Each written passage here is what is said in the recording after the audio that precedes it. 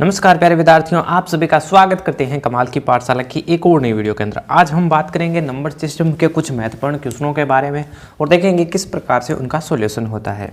ठीक है, तो शुरुआत करते हैं सबसे पहले क्वेश्चन से। आपको एक संख्या दी गई है, उसके अंदर आपको भाग देना है और उसका जो उत्तर है हमें बताया गया है। अब हमें बताना है कि अगर हम 232 के अंदर 1.45 का अगर भाग देते हैं यानी कि डिवाइड करते हैं तो उसका मान क्या होगा। यानी कि सबसे पहले हमारे पास पहला क्वेश्चन है, तो देखिए क्या हो रहा है। हमें ये क्वेश्चन के अंदर कह रहा है कि अगर हम इसके अंदर भाग देते हैं किसका, 145 का, तो हमारे पास जो उत्तर आता है वो आता है 160।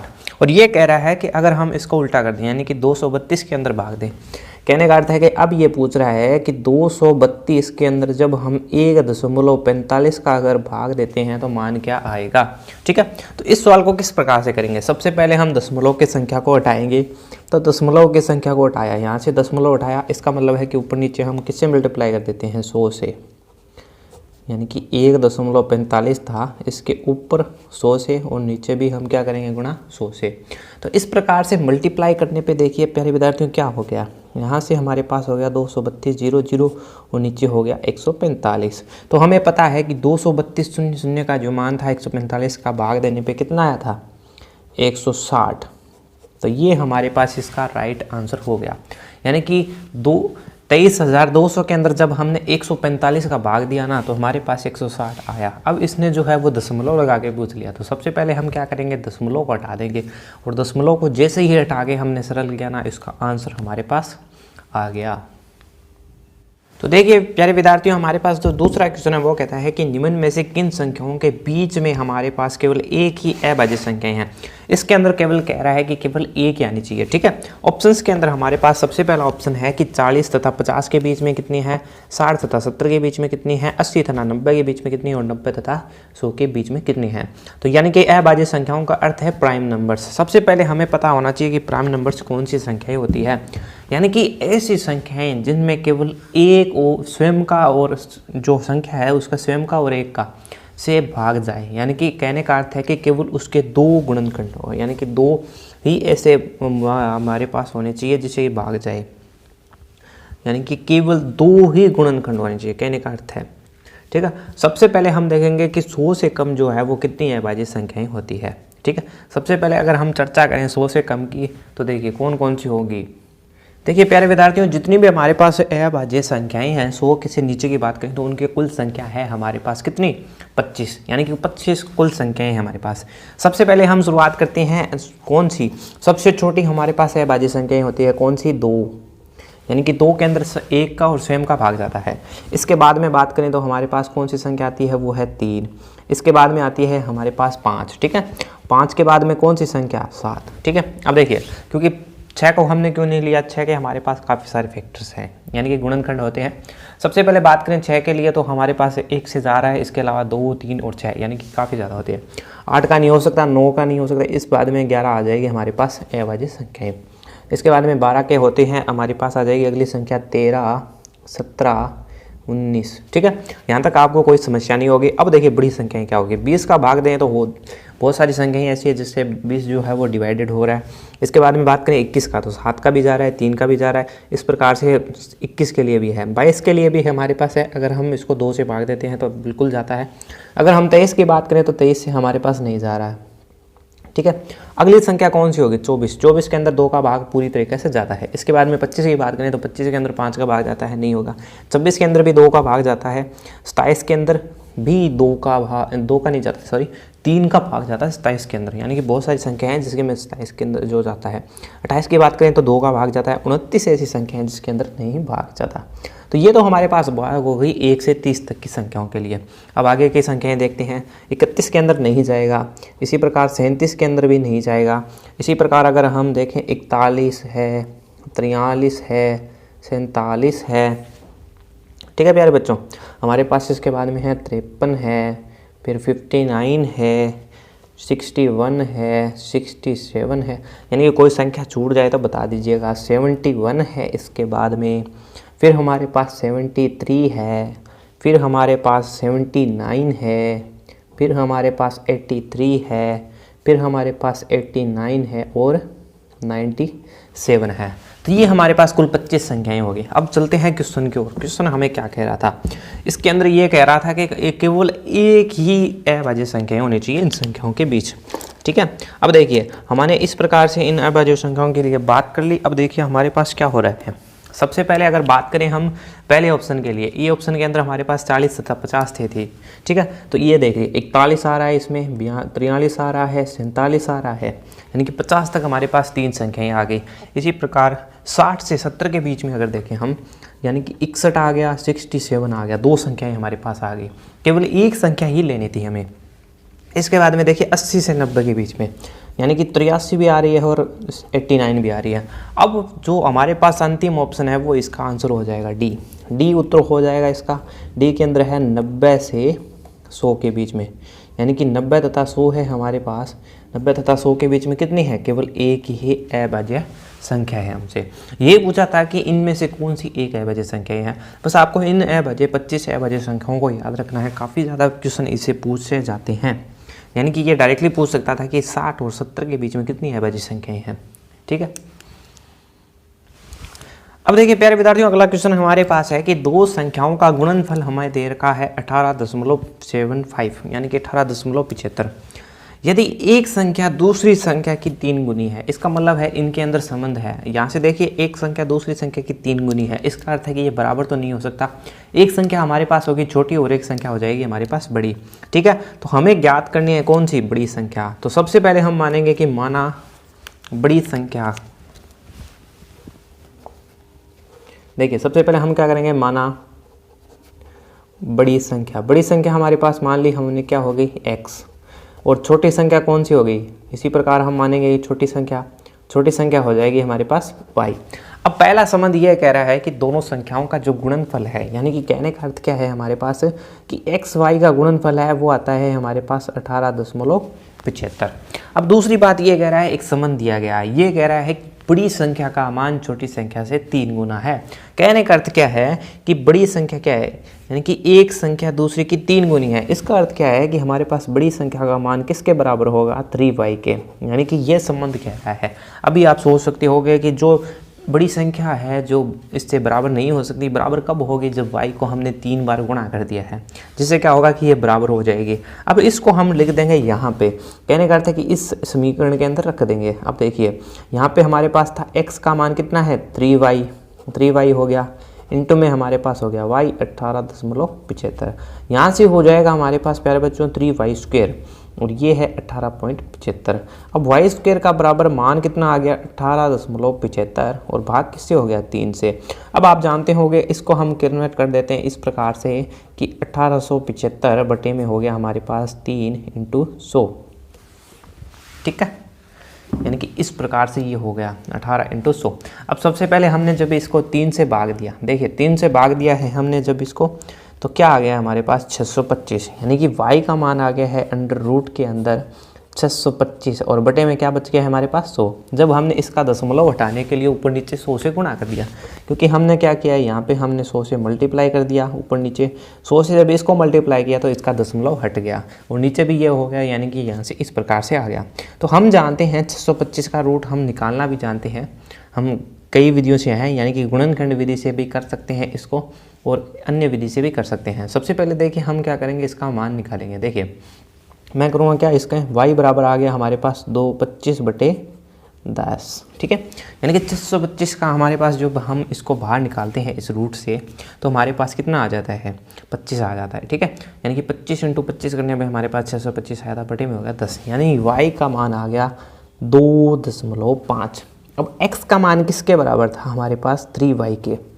ठीक है प्यारे बच्चों, क्योंकि बड़ी संख्या हमें निकालनी थी, यानी कि 3 × 2.5, यहाँ से हो गया 7.5। ये कौन सा ऑप्शन है हमारे पास प्यारे बच्चों, ये है हमारे पास डी ऑप्शन, यानी कि इसका हमारे पास सही आंसर हो गया डी।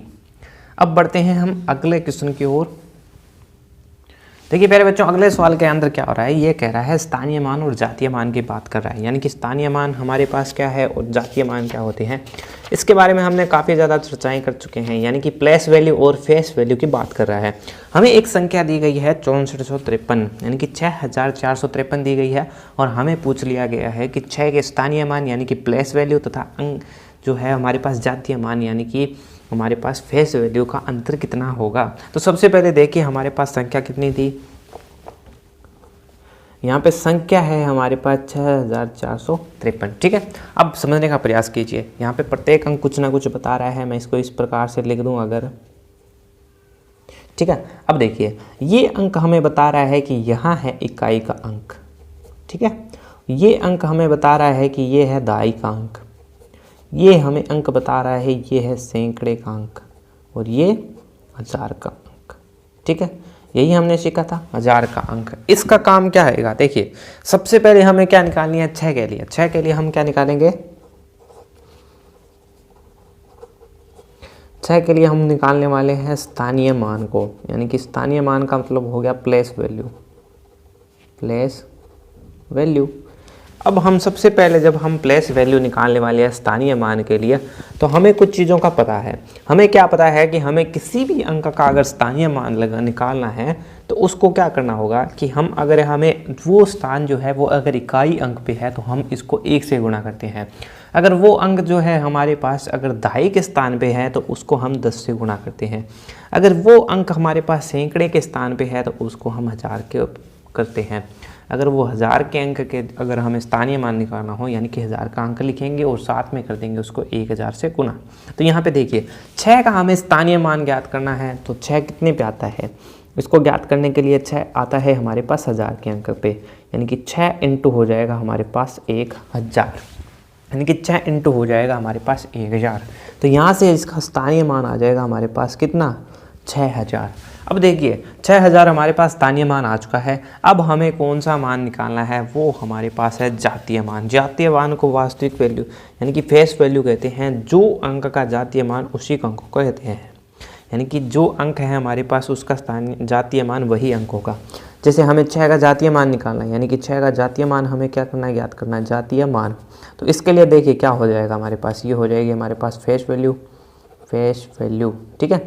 अब देखिए 6 का ज्ञात करना है, यानी कि 6 जो है वो स्वयं ही होगा, यानी कि उसका मान कोई चेंज नहीं होगा। किसी भी अंक का अगर हमें निकालना हो, यानी कि यहाँ से कह देता है कि 4 का जातीय मान क्या होगा, तो 4 ही होगा, 5 का 5 ही होगा, 3 का 3 ही होगा, यानी कि यहाँ से जो है वो जातीय मान जो है नहीं चेंज होगा, वही अंक होगा, ठीक है। अब ये कह रहा था कि स्थानीय मान और जातीय मान का अंतर क्या होगा। अब निकालेंगे हम अंतर, और यही हमें ज्ञात करना है। तो स्थानीय मान की वैल्यू कितनी है हमारे पास, 6000, माइनस कर देंगे 6, इसका मतलब 5994 आंसर आ जाएगा।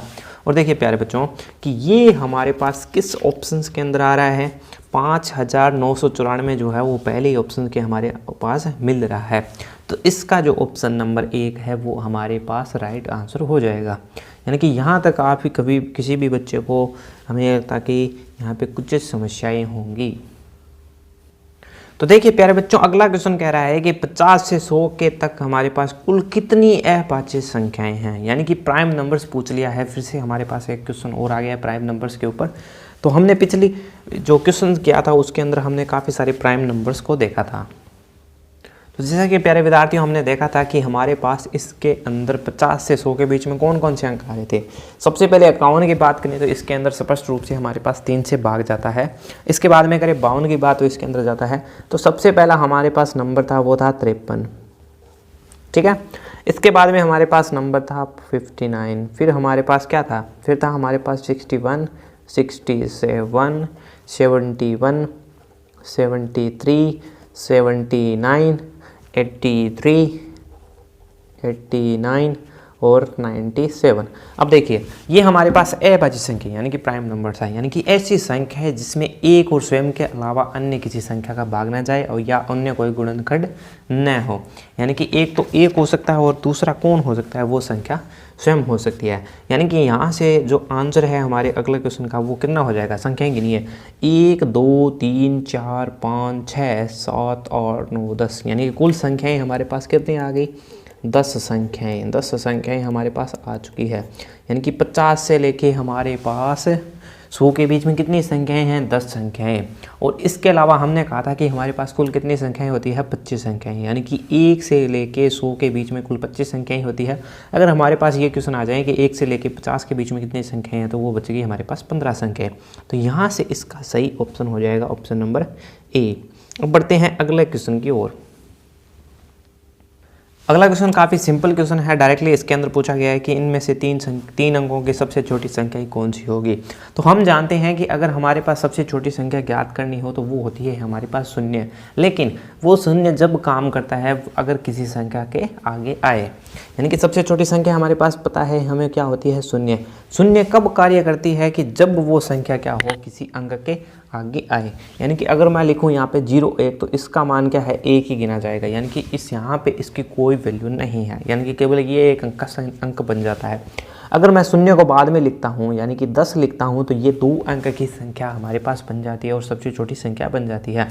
इसी प्रकार सबसे छोटी संख्या हमारे पास सबसे पहले होगी 1 और इसके बाद में अगर मैं शून्य लगा देता हूँ यानी कि शून्य लगा देता हूँ तो वो छोटी संख्या बन जाएगी।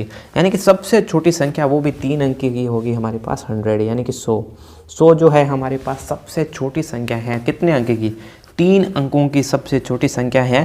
तो यहाँ से हमारे पास इसका ऑप्शन नंबर हो जाएगा कितना, 3, यानी कि 3 नंबर ऑप्शन, यानी कि सी नंबर ऑप्शन हमारे पास यहाँ से इसका हो जाएगा, यानी कि सी नंबर ऑप्शन इसका सही आंसर है। ये देखिए अगला क्वेश्चन काफ़ी अच्छा क्वेश्चन है। इसने पूछा गया है कि अगर 5 की घात शून्य कर दें तो इसका मान क्या होगा। तो इस प्रकार के अगर आपके पास क्वेश्चन आ जाएं तो उनका मान डायरेक्टली आप 1 लिख दोगे। यानी कि किसी भी संख्या का घात, चाहे वो कोई भी संख्या हो, उसकी घात अगर हम शून्य करते हैं तो उसका मान कितना हमारे पास प्राप्त होता है, वो होता है 1। कहने का अर्थ है कि मैं मान लीजिए 1 की घात 0 करता हूँ तो इसका मान हमारे पास, यानी कि 1 की घात मैं शून्य करूँगा तो इसका मान हमारे पास आ जाएगा 1। ठीक है प्यारे बच्चों, तो शून्य की घात 1 करने पर हमारे पास मान क्या आ जाएगा, शून्य की घात 1 की घात शून्य करने पर हमारे पास 1 आ जाएगा। तो यहाँ से इसका आंसर हो जाएगा 5 की घात 1 से 1 आंसर हो जाएगा। यानी कि यहाँ से इसका मान हमारे पास ये आ जाएगा कि अगर हम 5 की घात शून्य करेंगे तो हमारे पास इसका जो मान है वो हो जाएगा 1। यानी कि किसी भी संख्या की घात शून्य होने पर उसका मान 1 आता है। ठीक है, अगला सवाल भी देख लीजिए। अगला सवाल हमारे पास ये है कि ये कह रहा है कि प्रथम 2 अभाज्य संख्याओं का योग क्या होगा। तो हमने सबसे पहले बात की थी कि प्रथम 2 संख्याएं अभाज्य संख्याएं कौन सी थी, यानी कि प्राइम नंबर्स कौन से थे। इससे पे हमने बात कर चुके हैं। हमने कहा था कि ऐसी संख्याएं जिन पे यानी कि एक और स्वयं के अलावा अन्य कोई गुणनखंड न हो, केवल हमारे पास 2 ही गुणनखंड होने चाहिए। तो ऐसी संख्याएं कौन सी थी। सबसे पहले देखिए हमने बात की थी 2 के लिए, यानी कि 2 हमारे पास सबसे पहले अभाज्य संख्याएं थी। प्रथम अभाज्य संख्याओं की बात कर रहा है, अभाज्य संख्याओं का योग वो की बात कर रहा है। तो पहली हमारे पास प्रथम अभाज्य संख्याएं हैं 2 और दूसरी हमारे पास 3, यानी कि इनका योग कितना हो गया, यानी कि 2 + 3 से हमारे पास इनका योग कितना हो गया, 5। यानी कि प्रथम 2 अभाज्य संख्याओं का योग हो जाएगा 5। और ये हमारे पास किस ऑप्शन के अंदर आ रहा है, तो इसका जो सही ऑप्शन है वो है ऑप्शन नंबर बी। तो यहाँ से ऑप्शन नंबर बी इसका राइट आंसर आ जाएगा। देखिए इसके अंदर एक पहला ऑप्शन भी दे रखा है 3, यानी कि एक संख्या जो है हमारे पास न तो अभाज्य संख्या है, यानी कि ना तो अभाज्य संख्या है न भाज्य संख्या है, यानी कि अभाज्य संख्या के नहीं है हमारे पास जो 1 है। तो यहाँ पे 2 संख्याओं का योग किया, यानी कि 2 + 3 किया तो 5 आएगा। कुछ बच्चे 1 + 2 कर देंगे जिससे कि उनका आंसर आ जाएगा 3। यानी कि एक चीज़ का याद रखना है कि 1 जो है वो अभाज्य संख्या नहीं है। तो देखिए प्यारे बच्चों, हम कुछ क्वेश्चन अब अभाज्य संख्याओं के ऊपर करते हैं। मान लीजिए हमारे पास सबसे पहले अगला क्वेश्चन ये कह रहा है कि एक अभाज्य संख्या बताइए जिसके इकाई के स्थान पे हमारे पास 5 हो। तो हमें ऐसी अभाज्य संख्या बतानी है जिसके इकाई अंक जो है हमारे पास उसके स्थान पे हमारे पास क्या हो, 5 हो। कहने का अर्थ है कि सबसे पहले हमारे पास ऑप्शन है 105, उसके बाद में है 15, फिर हमारे पास है 35 और है 5।